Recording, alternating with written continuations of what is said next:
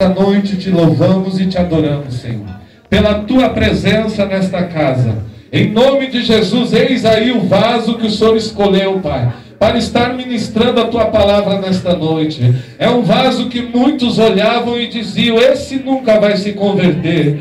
Mas hoje estamos vendo ele aqui de joelho, Pai, na tua presença. Já é motivo de dar glória misturado com aleluia, Pai. Porque da tua palavra diz que todo joelho se dobrará na tua presença. E nesta noite aqui não é diferente.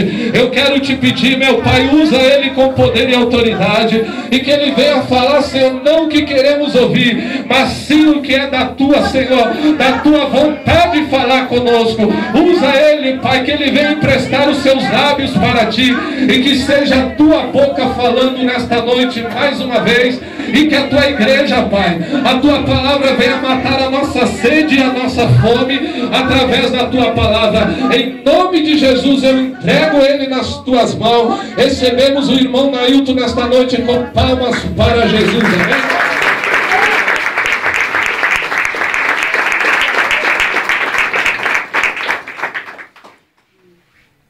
Saúde os irmãos na paz do Senhor. Assim, antes de iniciar, os irmãos podem sentar. Antes de eu iniciar a minha humilde colocação aqui, lembrando que é o Senhor que fala. Eu não sou dirigente de nada aqui. Inclusive, o pessoal me convida, fica aqui em cima, senta aqui, mas assim, aqui o pessoal é ungido, né? Então, eu acho que eu, como um simples seguidor de Cristo, tenho que ficar com o pessoal que quer seguir, né? Então, aqui o pessoal são autoridades, né? Eu não me sinto uma autoridade da igreja ainda, até porque tem uma caminhada muito longa ainda para chegar lá. Vamos, para chegar até aqui foi uma batalha, né? Eu sempre fui um filho, assim, devo tudo aos meus pais, né? Aqui sempre me ajudaram muito, foram pessoas assim que me deram todo aquele suporte que qualquer pessoa precisa. E nesse meio tempo a vida andou, né? E eu, dizer para vocês, eu tinha horror a crente. Achavam que os crentes eram só gente que enchia o saco, não tinha que fazer, bater na porta da gente, incomodar. E um dia, graças a Deus, me casei com uma crente. Aí eu falei, mas estamos perseguindo essa gente, não me deixa em paz nem em casa. E aí eu me casei, né? Relutei muito para vir à igreja. E um dia eu, né, o irmão Jorge, a convite do irmão Henrique, chegamos até aqui. E aí eu falei para o pastor Itaboraí, né, eu lembro quando eu conheci, disse assim, olha, a tua igreja tem um poder diferente. Não citava nem o nome de Deus, eu não fazia isso. Até que eu era meio agnóstico, não acreditava em nada. Então, Deus vai escrevendo na tua vida e essa forma de escrever vai te tornando uma pessoa melhor. Hoje eu consigo, né, tento me tornar uma pessoa melhor todos os dias. Tento ser alguém que deixa um legado para o mundo de amor, de paz, coisas que antes eu não tinha. Então eu agradeço até hoje a minha esposa, a minha sogra, minha segunda mãe, que eu sempre digo que é a segunda mãe. Eu também sempre, a gente discute muito sobre essas questões, né, ligadas com a palavra. E eu só tenho a agradecer, né, a poder estar aqui. Então, fazendo esse pequeno paradoxo que a gente estava conversando, eu queria que os irmãos abrissem a Bíblia, tá? No livro do Gênesis, capítulo 22. Livro do Gênesis, capítulo 22, versículo 6.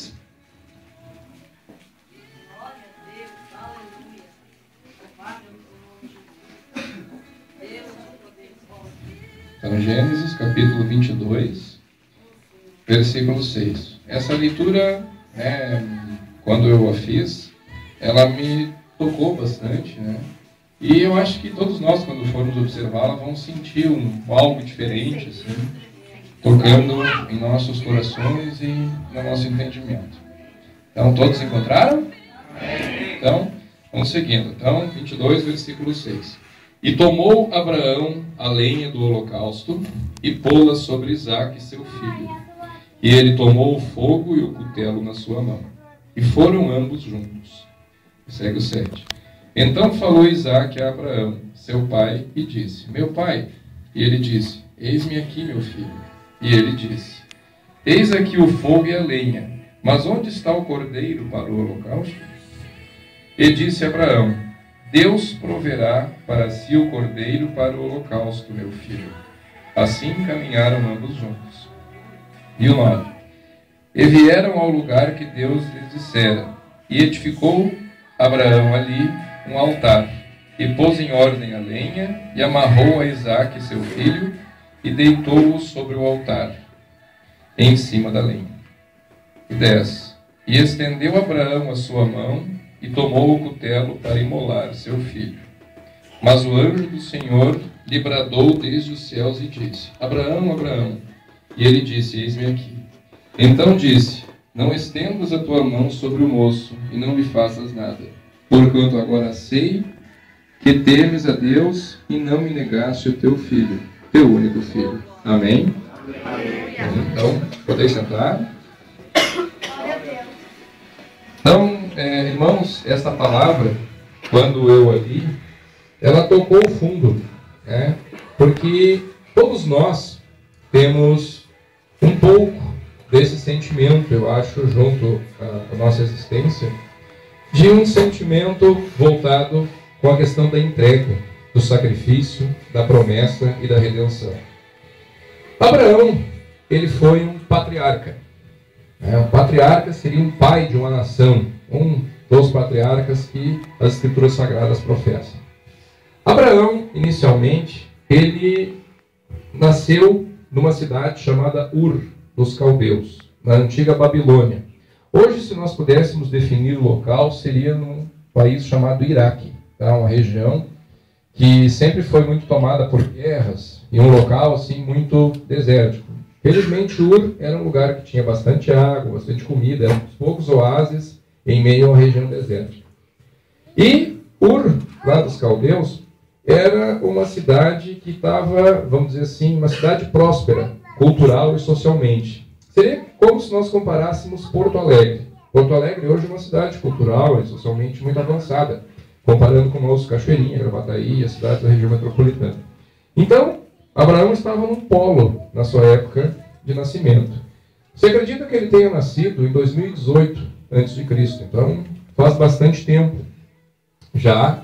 E essa cidade, por incrível que pareça, era uma cidade politeísta. Eles acreditavam em vários deuses. Então, lá em Ur, as pessoas tinham mais ou menos, segundo os cálculos de pensadores da época, em torno de 20 mil entidades, 20 mil deuses diferentes. Povo seminômade, eles eram pessoas que moravam cada momento num ponto diferente. E aí, Abraão, ele foi um dos primeiros, se não o primeiro, a aceitar o monoteísmo, ou seja, crença num só Deus, que ele chamou de Javé, ou Yavé, se quiserem colocar para o hebraico antigo. Então, Deus Javé era Deus para o qual Abraão orava, e ele, nesse momento, tinha ainda junto consigo seu pai, seus irmãos, e já tinha uma esposa chamada Sara. Então Sara e Abraão já estavam formando uma família numa região próspera, da região que a gente chama de crescente fértil, tá? Que vai do Iraque, de Bagdá, até o Egito. Então é uma região de mais ou menos em torno de 6 a 8 mil quilômetros, né? Região um pouco desértica, com alguns oásis assim, bem localizados. Como eles se colocaram, né, nessa cidade, um dia Deus chamou Abraão e disse a ele: Abraão, quero fazer contigo uma aliança. Te retira tu e tua família do meio da tua parentela, isso aqui diz lá para resumir a história, e vai para a terra prometida, a terra de Canaã, que é a terra que eu te entregarei, né, para você viver. A terra será sua, você não vai ser mais um nômade, ou seja, tu não vai precisar mais estar toda hora se mudando de lugar. Vou te entregar essa terra para ti. E te darei uma multidão baseada na tua semente, na tua descendência. Só que, nesse momento, quando Deus fala isso a Abraão, Abraão se resigna consigo mesmo e diz assim: como terei a partir da minha semente uma multidão, como está nas Escrituras, mais numerosa que as estrelas do céu, mais numerosa que a areia da praia, se Sara era estéril? Sara, citam as Escrituras Sagradas, que não podia ter filhos. Então, como vai acontecer isso? Então, o Senhor como diz ali, provém aos dois. E Abraão, sendo já um homem velho, tá? Você acredita em torno de 100 anos, ele viveu até 175 anos. Então, por volta de 100 anos, tanto ele quanto Sara engravida. E aí origina um filho deles chamado Isaac.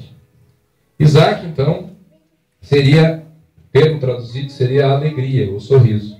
Como para nós hoje. Nós que somos pais, um dia somos filhos, um dia muitos mais serão pais aqui, devem imaginar. Imagina a alegria que é a gente ter um filho. A alegria que é nós podermos chegar em casa e vermos que nós temos uma família. Eu, particularmente falando, eu sempre tive ideia de ter uma família com esposa, um filho. Felizmente, por atribulações da vida, trabalho, essas coisas, a gente muitas vezes não tem muito tempo para isso.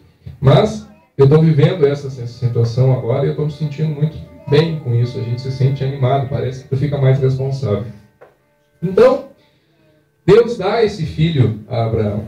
E Abraão, por incrível que pareça, ele se torna assim um pai coruja, né? Abraão fez uma festa quando o filho se mamou.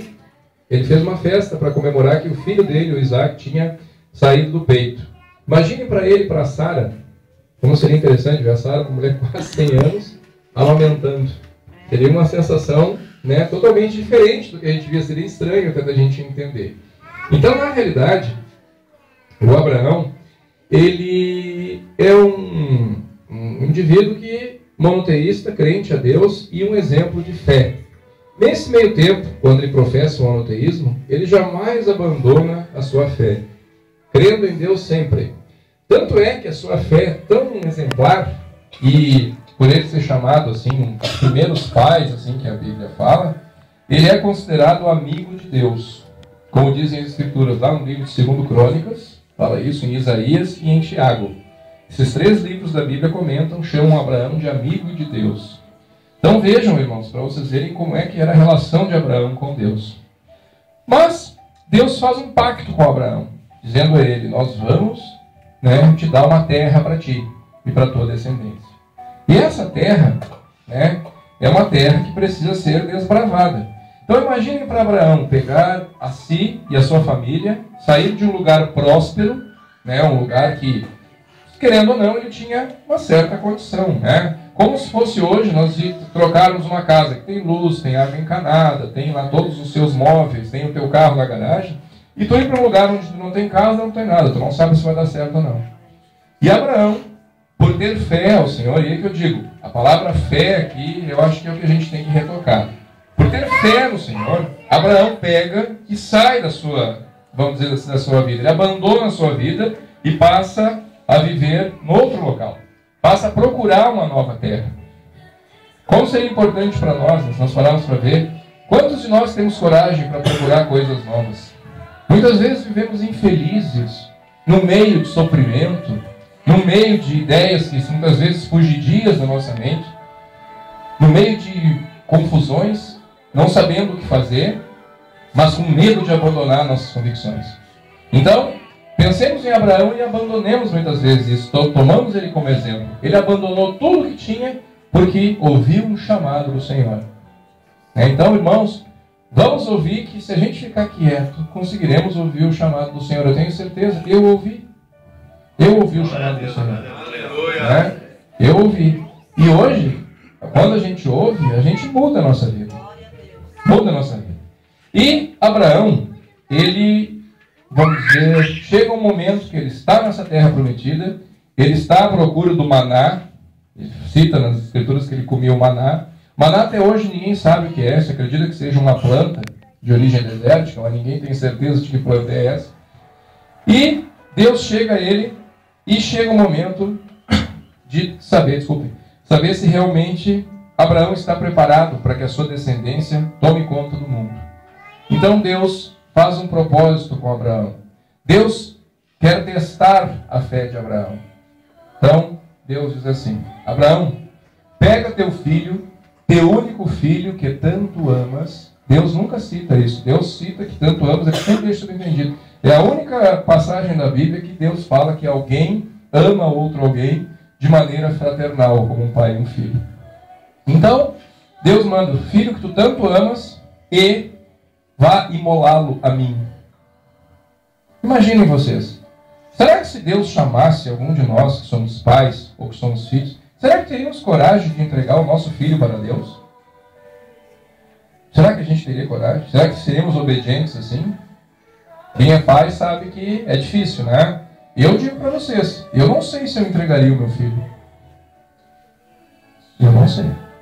Então, Abraão, mesmo assim, né, ele prova uma coisa, que o amor a Deus deve ser maior que o amor a um filho. Porque quem é que deu a vida? Quem é que possibilitou Abraão ter um filho? Foi Deus? Não é, irmãos? Se foi Deus que possibilitou Abraão de ter um filho, como é que Abraão vai se negar de entregar o filho que Deus lhe possibilitou? Nisso, né, Deus dá um propósito para Abraão. Então ele quer testar a fé de Abraão. E nesse momento, ele quer fazer com que Abraão cresça espiritual, né, e mentalmente. Principalmente o seu espírito.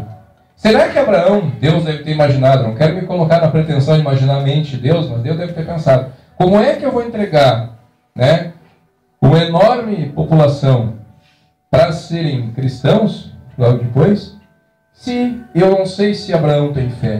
Como é que ele vai ser pai de uma multidão sem fé? Então Deus quer testar a fé deles. Também passa na cabeça de Deus que ele quer conhecer o coração de Abraão. Será que Abraão é um homem reto às Escrituras e aos pedidos do Senhor? Abraão conversava com Deus. Foi um dos poucos da Bíblia que conversaram, que viram Deus, né? Como Moisés cita lá no Gênesis aqui, ele cita que Abraão conversava com Deus, né? Ele conseguia ver Deus, né? Eu não me recordo de nenhum relato que alguém tenha visto Deus e conversado com ele.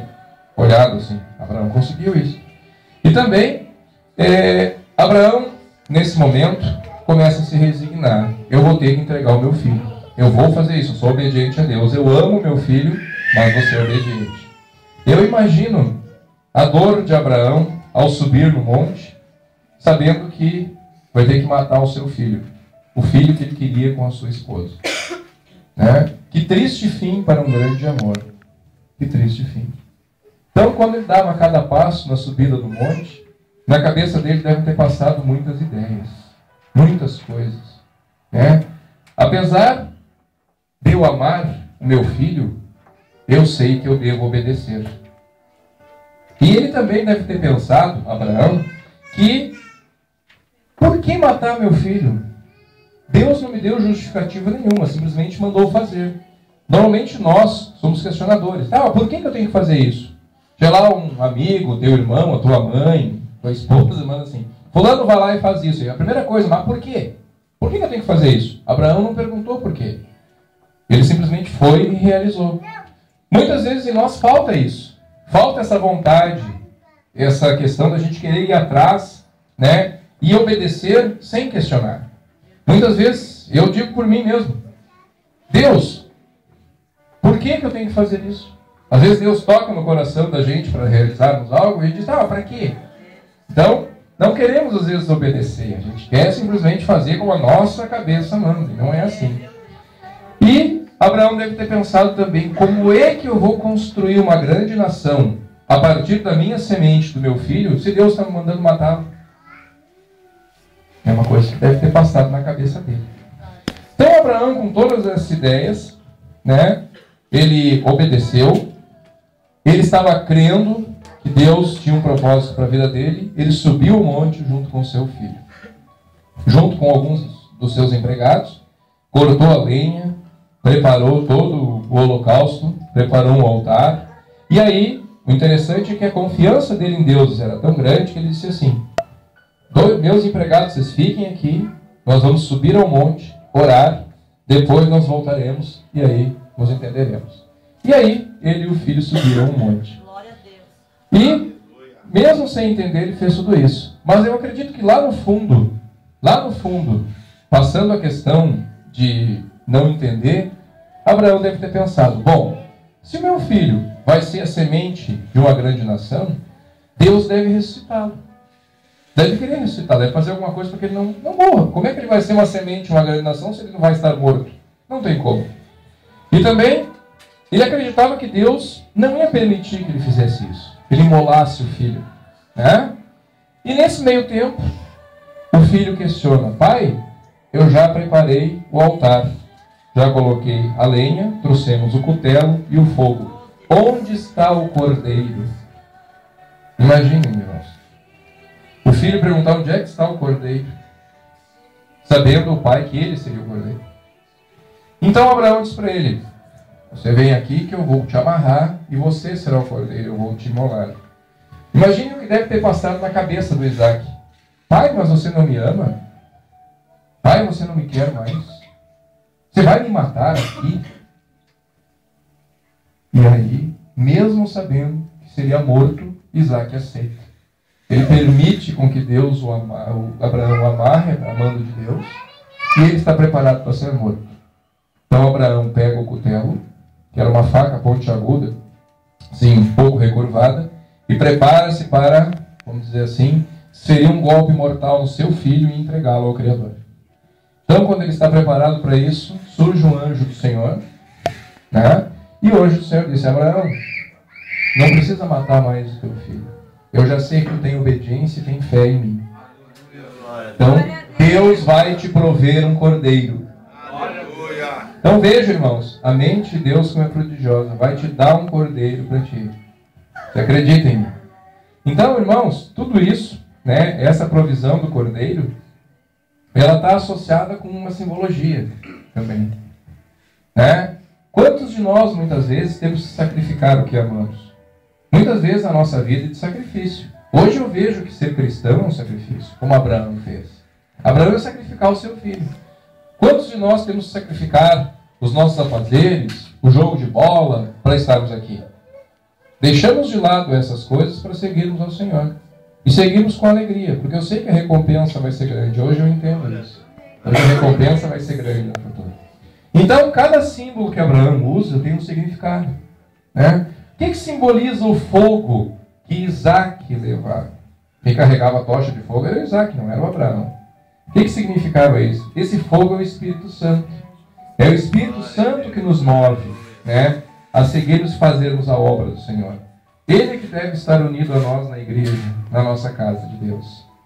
O cutelo, que é essa faca que eu falei para vocês pontiaguda. O cutelo é a palavra de Deus. Se nós não tivermos banhados no Espírito Santo com a palavra de Deus, nós não vamos conseguir realizar a nossa missão. Nós não estamos aqui por acaso. Deus sabia que um dia, eu, com quase 40 anos, ia me tornar cristão, né? A minha esposa teve a oportunidade de se tornar muito antes. Ela foi de criança, eu não. Eu nasci novamente aos 37 anos, né? Quase afogando, coitado do pastor Luizinho. Não, eu nasci não, né? Eu afoguei, coitado do batismo, né? Então, a gente tem que aceitar isso. E aí, quando a gente se torna cristão, a gente tem que sacrificar coisas da nossa vida. E a lenha. A lenha significa a vida em oração. Certo? A vida em oração só vai fluir se tiver Espírito Santo. E principalmente, para o fogo do Espírito Santo não apagar, nós temos que ter o quê? Colocar mais lenha. Sempre orando e pedindo para que Deus nos acompanhe. Então, irmãos, para concluir a minha fala, quero dizer para vocês que a vida de Abraão é um exemplo para nós. Abraão é o pai, né, um dos pais do cristianismo hoje. Toda essa relação que foi feita, imaginem o amor de Deus. Deus não se agrada de matança de seres humanos, de matança de animais. Hoje não mais. Por que Deus não se agrada mais de matança de animais? Naquela época se fazia isso. Por que não?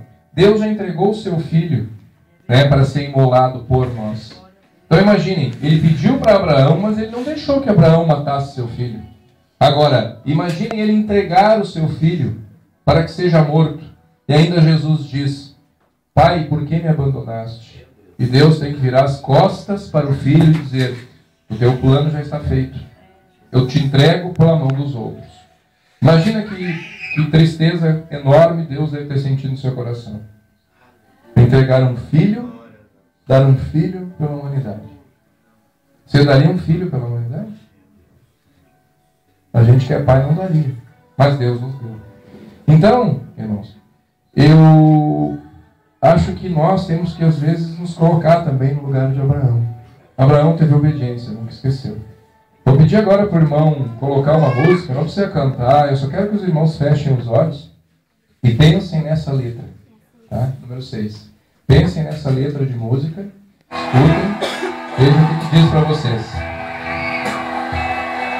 Ela diz para nós. É uma música que toca fundo. 10 anos disso.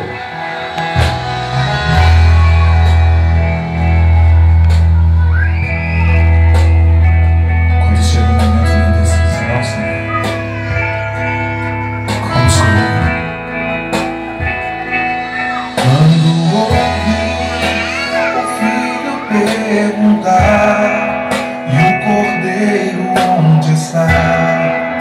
Seu coração sangrou.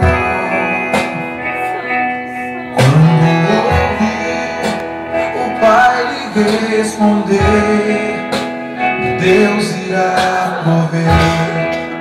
Seu coração temeu. E lado a lado, em silêncio os dois choraram, ao verem chegando o lugar da decisão. Um pedido assim que parte o coração. Como escolher entre a fé e a razão? Quando dizer não é opção e a fé te pede um sim, quando é preciso enfrentar e a alma quer fugir, é difícil ser como Abraão e o filho entregar, sem Isaac e ficar-se sobre as pedras do altar.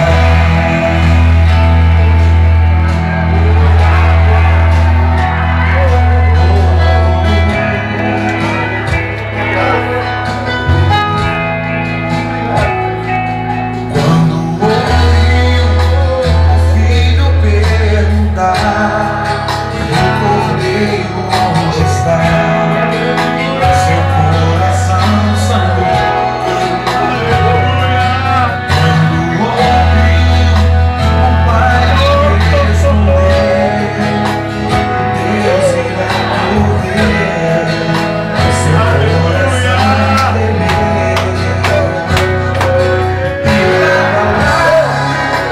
Silêncio, os dois choraram, ao verem chegando o lugar da decisão. Um pedido assim que parte o coração. Como escolher entre a fé e a razão? Quando dizem não é opção e a fé te pede um sim, quando é preciso enfrentar e a alma quer fugir, é difícil ser como Abraão e o filho entregar, sem Isaac entregar-se sobre as pedras do altar. Quando dizem não é opção e a fé me pede um sim, quando é preciso enfrentar e a alma quer fugir, é preciso ser como Abraão e o filho entregar, sem Isaac entregar sobre as pedras. É preciso coragem pra subir, é preciso. Então, irmãos, entre a fé e a razão, vamos escolher a fé. Muito obrigado, que Deus nos abençoe. Deus nos abençoe. Passo a palavra para o nosso pastor.